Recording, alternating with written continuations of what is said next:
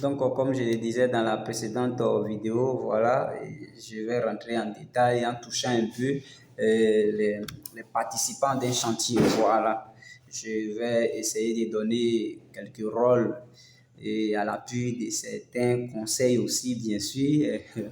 Je suis votre conseiller, voilà, au chef chantier ou à ceux qui désirent être chef chantier. Voilà. Il faut dire qu'un chef chantier doit tout d'abord avoir vraiment une compétence de la technique, voilà, et c'est-à-dire sur le plan des études, voilà, concernant le domaine, voilà. C'est-à-dire, il veut être chef chantier dans quel domaine? Il veut être quel chantier? Un chef chantier ou bien il est chef chantier sur comment on appelle, un chantier de construction des bâtiments, c'est-à-dire que ce monsieur ou encore cette dame doit avoir les compétences vraiment requises dans la matière de la construction du bâtiment. Si les chefs chantier côté d'un tracement d'une voirie, c'est que ce monsieur ou cette dame a vraiment des compétences techniques, voilà, pour être vraiment, c'est vraiment sur ceci. Parce que la direction, la dirigeance et tout ce qui se tourne autour de ce projet ou de ce chantier est de manière plus technique d'abord. Voilà. Donc, il y a ces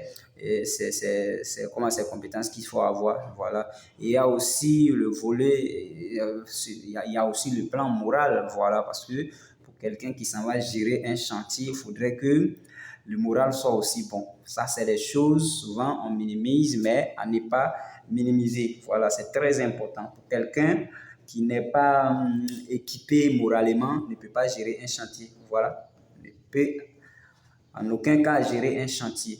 Si j'ai le chantier, il y aura toujours des bafoues, et vraiment des discours, vraiment des palabres, partout sur les chantiers. Donc, pour vraiment être un bon chef chantier, il faut avoir vraiment la compétence technique. Il faut aussi être moralement bon.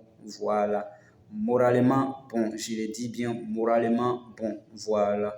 Et ok, moralement bon, ça touche un peu aussi le mental. Hein. Voilà, quelqu'un qui pète souvent ou bien qui n'est pas trop normal, il ne faut pas l'envoyer sur un chantier parce que là-bas, c'est la construction, c'est des différents matériels et matériaux qui sont utilisés. Voilà, d'autres même qui détruisent la vie humaine. Il y a toutes ces choses, la vie des gens qui sont en danger. Voilà, il y a la pression aussi lorsqu'on est en train de travailler, il y a la pression et il faut savoir s'adresser aux gens, même si tu es le chef chantier.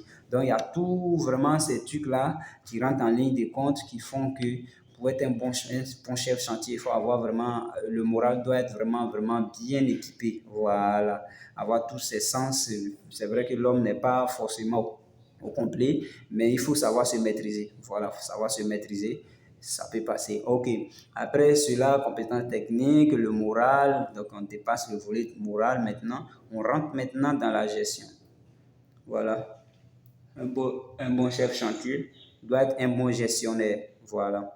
Un bon chef chantier doit être un bon gestionnaire parce que d'abord, l'entreprise qui te désigne pour faire ses travaux a besoin vraiment d'être, de bénéficier. Voilà. Donc, il y a cette gestion de manière économique, de manière prudente, voilà, et comment on appelle, de manière raisonnable aussi. Voilà, parce que tu vas recevoir les matériaux de construction et des matériels, voilà, ou bien dans ton domaine, tu dois pouvoir les gérer de manière vraiment logique, voilà, tu dois pouvoir gérer ces trucs-là, là où ça doit rentrer, là où ça ne doit pas rentrer forcément, voilà, et comme on appelle, je vais parler aussi souvent le malassage, des mélanges, des bétons et ciments, il y a tous ces trucs.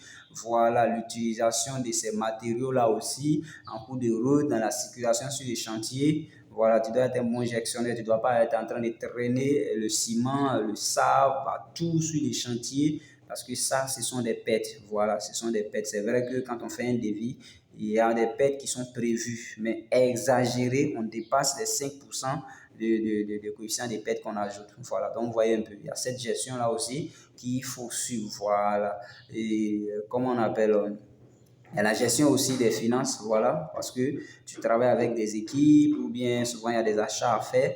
Voilà, comprenez avec moi qu'il faut aussi savoir gérer de l'argent. Voilà, c'est l'argent de quelqu'un qui est dans ta main, c'est l'argent de quelqu'un qui est dans ta poche. Il faut le dépenser de manière raisonnable. Voilà, et aussi être aussi, qu'on appelle, plus possible économique. Voilà, ce n'est pas parce que ce n'est pas toi que tu t'en vas t'arrêter devant le matériel ou bien le matériau que tu l'achètes, parce qu'il faut être vraiment le plus possible économique. Parce que c'est en cela aussi un bon gestionnaire. De toute façon, tu sais gérer pour celui qui t'a mis là, c'est comme ça que demain tu sauras gérer pour toi.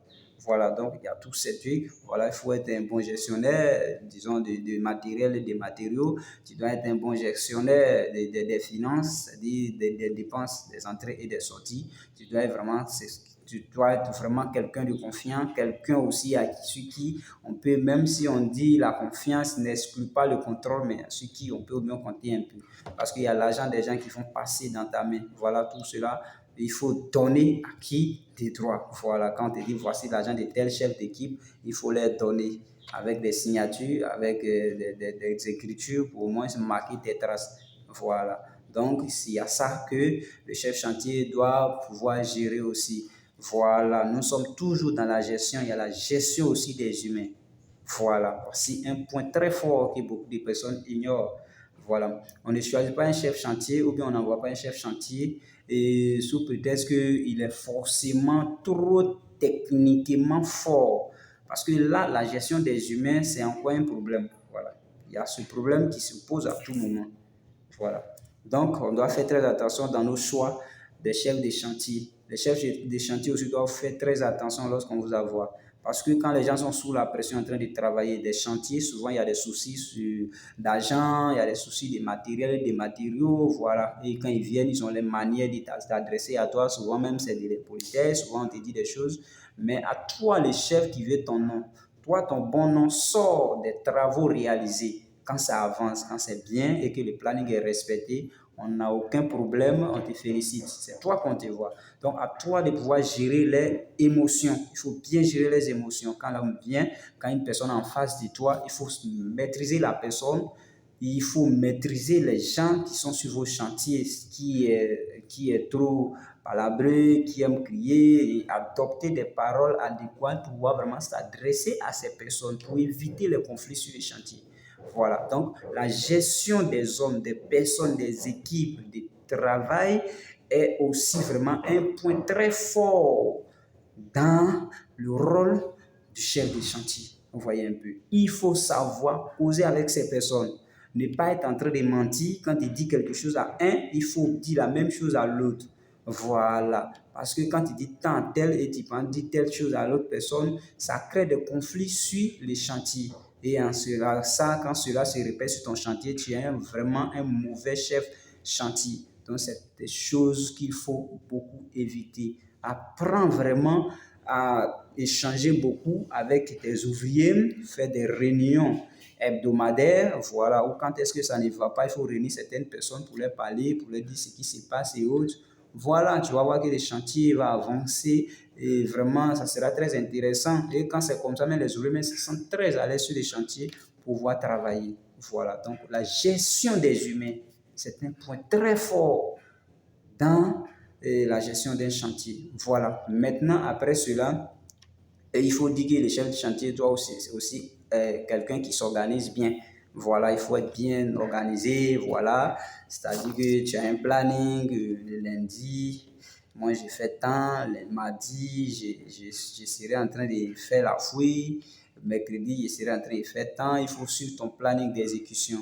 Voilà, de manière concrète. C'est vrai que sur les chantiers, souvent, c'est qu'on écrit, il y a un décalage, mais il faut suivre une ligne. D'abord, donne-toi une ligne pour suivre. Comme ça, on te traitera d'un bon chef chantier. Voilà, c'est comme ça. Et toi-même, tu seras fier de ton travail. Donc, comme je le disais, il ne serait pas aussi trop long. Voilà pour cette vidéo. Je vais encore dans d'autres séquences de vidéos vous donner comment on appelle, quelques conseils ou encore quelques rôles des gestionnaires de chantier ou encore les participants des chantiers. Voilà, merci. Merci.